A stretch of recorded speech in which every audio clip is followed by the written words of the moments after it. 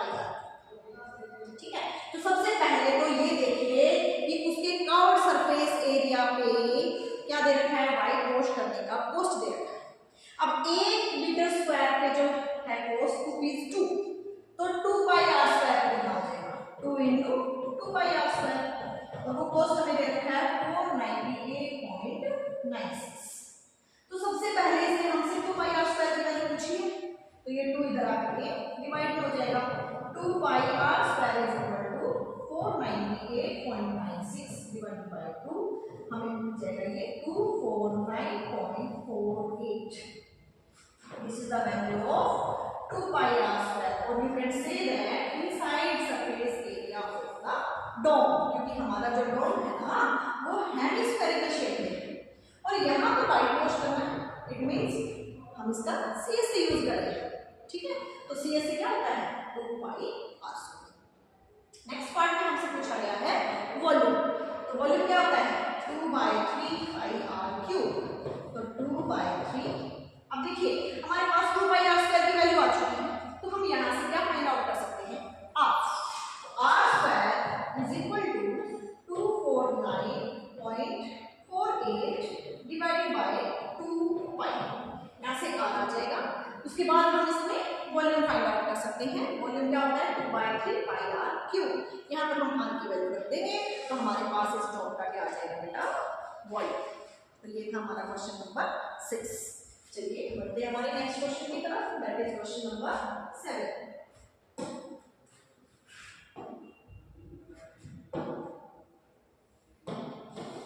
Question number 7,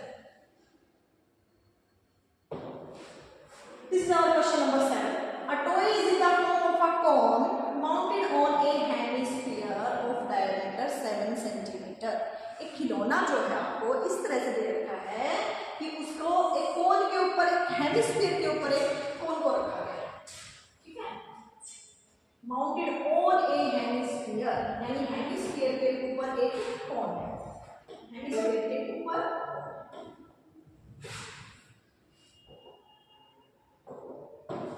hemisphere के ऊपर कोन रखा गया है, हेमिस्फीयर के ऊपर कोन रखा है। और जो है हमें इसका डायमीटर दे रखा है 7 सेंटीमीटर और टोटल हाइट है जो कोन की वो दे रखी है हमें 14.5 सेंटीमीटर। हमसे पूछा गया है वॉल्यूम और TSA ऑफ द टॉय। तो देखिए टॉय जो है दोस्तों से देखिए बना है, तो TSA में क्या आ जाएगा आपके पास, curved surface area of hemisphere plus CSA of cone. क्यों, क्योंकि जो इसका ये सर्कुलर बेस है ना बेटा, ये तो जो हेमिस्फीयर का सर्कुलर बेस था ना इसके ऊपर रखा गया। अब आप उसी सरफेस एरिया को कैलकुलेट कर सकते हैं, इसको आप टच कर पा रहे हैं, आप इसके बेस एरिया को तो आप टच ही नहीं कर पाएंगे क्योंकि वो उसके ऊपर रखा गया। तो CSA of cone plus CSA of hemisphere, ये तो हो जाएगा हमारा TSA ऑफ द टॉय। और volume, volume of cone plus volume of hemisphere. ठीक है, तो सबसे पहले तो आप यहाँ पर ये देखिएगा कि हमें हाइट दे रखी है इसकी टोटल और हमारे पास इसका डायमीटर है 7 सेंटीमीटर, तो रेडियस कितनी हो जाएगी 3.5 सेंटीमीटर। और हमें पता है कि इतनी ही जो है रेडियस, जितनी रेडियस होती है हेमिस्फीयर की उतनी ही उसकी हाइट होती है 3.5। तो यहाँ से हमारे पास क्या होगा, कोन की हाइट आ जाएगी, कोन की हाइट, यानी अगर मैं कोन की हाइट को मानूं h और ये हमारे पास है r, यानी h प्लस में r, ये जो हमें क्वेश्चन में दे रखा है 14.5। h निकाल देंगे, r हमें 3.5 मिल चुकी है, 14.5। तो यहाँ से h की वैल्यू हमारे पास कितनी आ गई बेटा, 11 सेंटीमीटर। h की वैल्यू आ गई 11 सेंटीमीटर। ठीक है, r है हमारे पास 3.5। अब हमें क्या चाहिएगा, कि हमें चाहिएगा total surface area of cone और उसके लिए हमें चाहिएगा CSA यानी कि L चाहिएगा। अब L और R और H के बीच में हमें रिलेशन पता है, R square plus H square under root. And R is 3.5 whole square plus H is 11 whole square under root। 3.5 का स्क्वायर हो जाएगा 12.25 प्लस 11 का हो जाएगा 121 अंडर रूट। दोनों को प्लस करेंगे तो हमारे पास आ जाएगा 133.25, ठीक है, 133.25 अंडर रूट। अब हमारे पास ये आ गया, ठीक है, यानी कि अप्रोक्सीमेट अगर हम देखें इसको तो ये आपके पास 12 पॉइंट समथिंग बोल सकते हैं, क्योंकि 12.5 का जो स्क्वायर हुआ था 156.25 और ये है 133.25, यानी कि 12 के आसपास बोल सकते हैं, 12.2 समथिंग। ये हमारे पास क्या आ जाएगी इसकी एल, ठीक है, एल आ जाएगी 11.8 लगा लो, 11.8 ये लगा, ठीक है, ये आ जाएगी हमारे पास एल। अब हमें क्या फाइंड आउट करना है, volume and total surface area. उन सब के आपको फॉर्मूले अच्छे से पता है, क्या लगा देंगे, CSA PSA of toy is equal to CSA of cone plus CSA of hemisphere. CSA of cone क्या होता है, pi R L, and CSA of hemisphere 2 pi R square. सारी वैल्यूज हमें पता है, रख दे, क्लियर। इसी तरह से वॉल्यूम, वॉल्यूम क्या होगा टॉय का, volume of cone plus volume of hemisphere. Volume of cone is 1/3 pi R square h plus volume of hemisphere is 2/3 pi R cube. सारी वैल्यूज यहाँ पर रख देंगे, क्योंकि हमें r h और l सब पता है। सारे वैल्यूज यहाँ रख करके जो हम कैलकुलेट कर लेंगे तो ये हमारे इस क्वेश्चन का सॉल्यूशन हो जाएगा। आ गया समझ में? चलिए बढ़ते हैं हमारे नेक्स्ट क्वेश्चन की तरफ, दैट इज क्वेश्चन नंबर 8।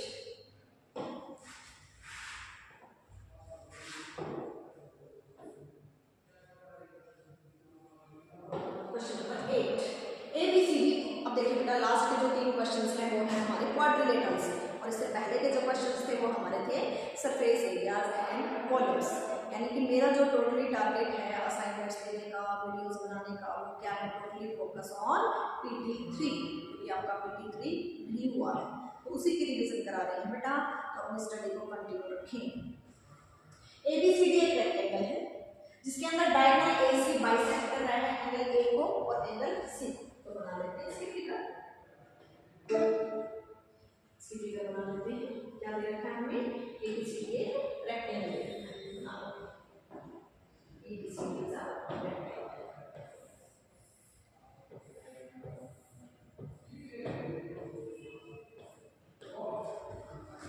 साथ में हमें दे रखा है कि जो इसका डायगोनल AC है ना, इसका डायगोनल AC एंगल A को बाइसेक्ट कर रहा है और साथ में एंगल C को बाइसेक्ट कर रहा है। अगर मैं इनको नाम दूं एंगल 1 2 3 4, तो according to the given condition we have angle 1 is equal to angle 2 and angle 3 is equal to angle 4। ये हमें गिवन है। साथ में रेक्टेंगल है तो अपोजिट साइड्स इक्वल होगी, यानी कि AB is equal to BC and AD is equal to BC। ये सारी गिवन कंडीशंस हैं, ठीक है। तो बेटा लिख लेंगे आप इसमें गिवन में क्या है, प्रूफ क्या करना है, इसके बाद हम प्रूफ की तरफ चलेंगे। हमें प्रूफ क्या करना है, हमें एक तो इसको प्रूफ करना है कि ये एक स्क्वायर है। रेक्टेंगल और स्क्वायर में माइनर साइड डिफरेंस है। रेक्टेंगल में तो क्या होती हैं, अपोजिट साइड्स इक्वल, और स्क्वायर में ऑल 4 साइड्स आर इक्वल। तो हमें क्या करना है, इसको एक स्क्वायर प्रूफ करना है। साथ में हमें ये भी प्रूफ करना है कि इसका जो डायगोनल AC तो बाइसेक्ट कर ही रहा है इसको, हमें ये प्रूफ करना है कि इसका जो डायगोनल BD है ना, वो भी हमारे इन एंगल्स को बाइसेक्ट करेगा। मींस अगर मैं इनको नाम दूं 5 6 7 8, तो हमें ये प्रूव करना है कि एंगल 5 इक्वल होगा एंगल 6 के एंड एंगल 7 इक्वल होगा एंगल 8 के, ठीक है। अब देखो हम यहाँ से ट्रायंगल उठा लेते हैं, हमारे एक तो ले लेते हैं हम ABC और एक ट्रायंगल उठा लेते हैं ABC। प्रूफ क्या करेंगे,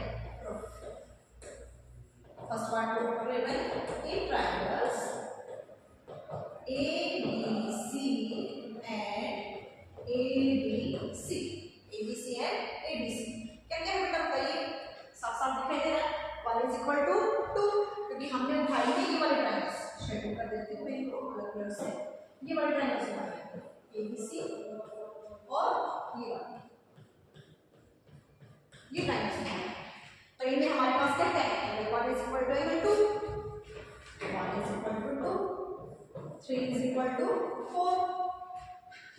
में AC is equal to AC common, ये कॉमन साइड हो गई और ये एंगल्स हमें इक्वल दे ही रखे हैं, this is given.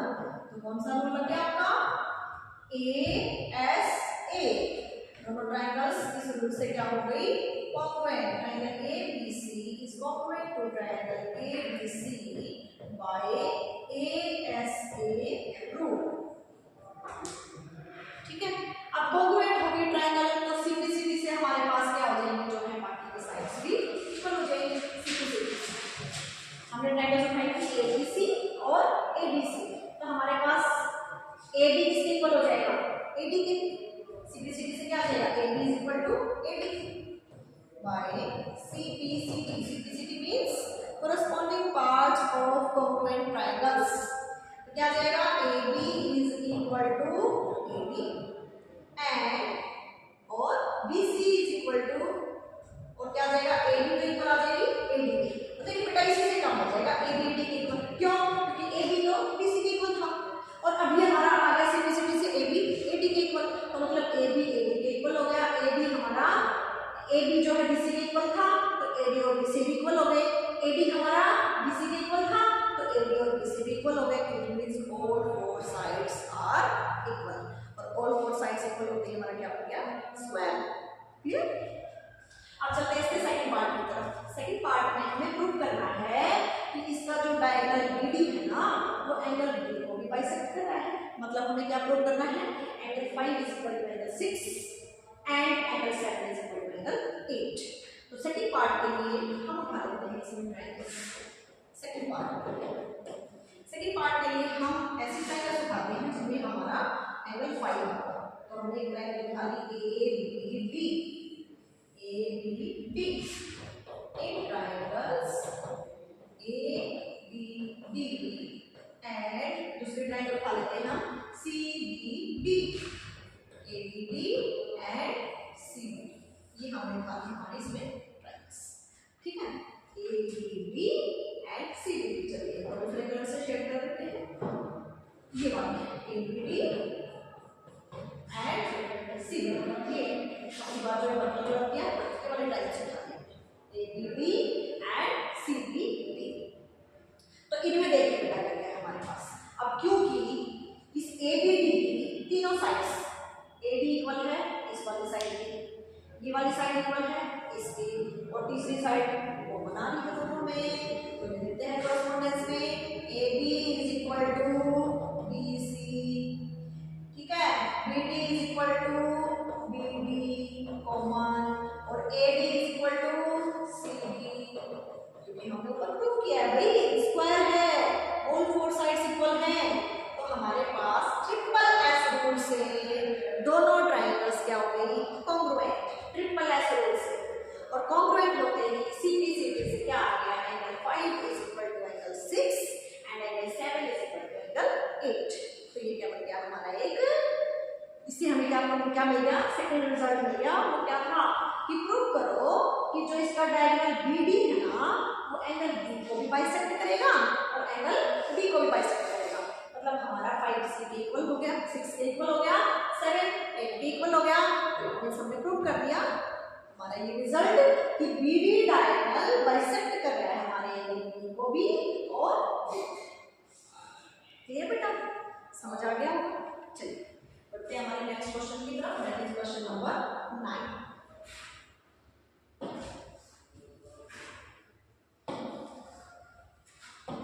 Question number 9,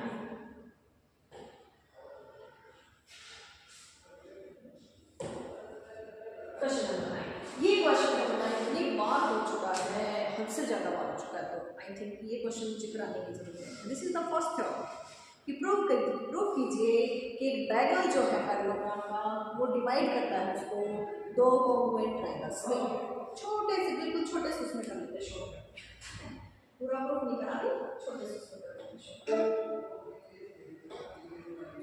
एक पैरेललोग्राम है आपके पास, पैरेललोग्राम में हमें प्रूव करना है कि उसका जो डायगोनल है ना वो उसको दो कॉन्ग्रुएंट ट्रायंगल्स में डिवाइड करेगा, ये हमें प्रूव करना है। ABCD एक पैरेललोग्राम है और इसका जो डायगोनल AC है हमें ये प्रूव करना है कि ये इसकी दोनों ट्रायंगल्स को कॉन्ग्रुएंट कर देगा।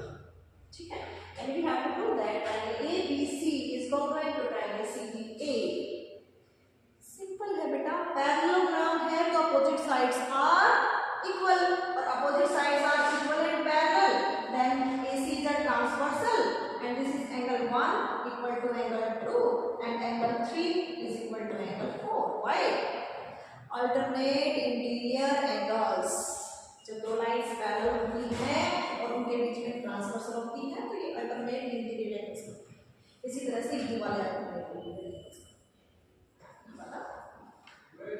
ठीक है, तो आपका एंगल 1 इक्वल हो गया 2 के, 3 इक्वल हो गया 4 के और साथ में AC equal to C common हो गई. कौन सा रूल लग गया? ASA angle side angle. तो उससे क्या होगी हमारी दोनों ट्रायंगल्स कॉन्ग्रुएंट. तो वही हमें प्रूव करना था कि इसका जो डायगोनल AC है ना वो इसको दो कॉन्ग्रुएंट ट्रायंगल्स में डिवाइड करेगा. यानी कि हमें यही प्रूव करना था कि triangle ABC is congruent to triangle CDE और वो हमने कर दिया. सिंपल बेटा, आ गया होगा समझ में. चलिए तो बढ़ते हैं हम हमारे आज के लास्ट क्वेश्चन की तरफ. That is question number 10 and that is very very easy. जिन बच्चों ने ट्राई किया है उन्होंने नोटिस किया होगा बहुत इजी क्वेश्चन था. एक ही चीज यूज हुई है. चलिए देखते हैं क्या आज का हमारा लास्ट क्वेश्चन. असाइनमेंट जो मैंने आपको कल दिया था बेटा उसका हमने सॉल्यूशन किया है. तो आज का हमारा लास्ट क्वेश्चन देखिए क्या रहने वाला है. ये हमारा आज का लास्ट क्वेश्चन है. इसमें हमें एक पैरेललोग्राम गिवन है ABCD और साथ में ये भी पैरेललोग्राम है OMCN. हमें एक एंगल दे रखा है 65 डिग्री और हमसे ये यहाँ पर पूछ रहा है एंगल. कौन सा एंगल पूछ रहा है हमसे? ये वाला एंगल पूछ रहा है OMC. ये एंगल पूछ रहा है हमसे. बहुत इजी क्वेश्चन है, बहुत इजी. अगर आपने पैरेललोग्राम को अच्छे से पढ़ा है तो उसकी प्रॉपर्टीज को भी आपने पढ़ा होगा, समझा होगा. क्या कि पैरेललोग्राम में जो अपोजिट एंगल्स होते हैं वो इक्वल होते हैं. इस रिजल्ट को हमने प्रूव भी किया है बेटा, प्रूव भी किया है. तो आपका एंगल A 65 डिग्री है और क्योंकि हमें ABCD एक पैरेललोग्राम दे रखा है तो एंगल C भी कितना होगा? This is also 65. क्लियर. अब OMCN ये भी क्या है? एक पैरेललोग्राम और पैरेललोग्राम है तो इसलिए आपको पता होगा ये कैसे है क्योंकि हमसे ये एंगल पूछा गया है. OMC ये एंगल पूछा गया है. अब ये एंगल हमें पता है C. M वाला एंगल पूछा गया है. कैसे एंगल्स बन रहे हैं ये? को इंटीरियर एंगल्स यानी कि जिनका सम क्या हो 180. तो 180 में से 65 को माइनस कर देंगे तो मिल जाएगा angle OMC that is 115 degree. तो ये देखिए बहुत इजी क्वेश्चन था. पैरेललोग्राम की प्रॉपर्टीज यूज हुई थी बेटा. तो ये हुई हमारी इस जो है असाइनमेंट का सॉल्यूशन. 10 के 10 क्वेश्चन आपको बहुत अच्छे तरीके से समझाए हैं. फिर भी अगर क्लियर ना हुए हो तो बेटा एक बार फिर से वीडियो को देख लेना, अच्छे से समझ में आ जाएंगे. अपनी तैयारी अच्छे से रखना बेटा. हो सकता है आपके स्कूल जल्दी ही खुले और जल्दी ही आपकी ड्यूटी स्टार्ट हो. All the very best.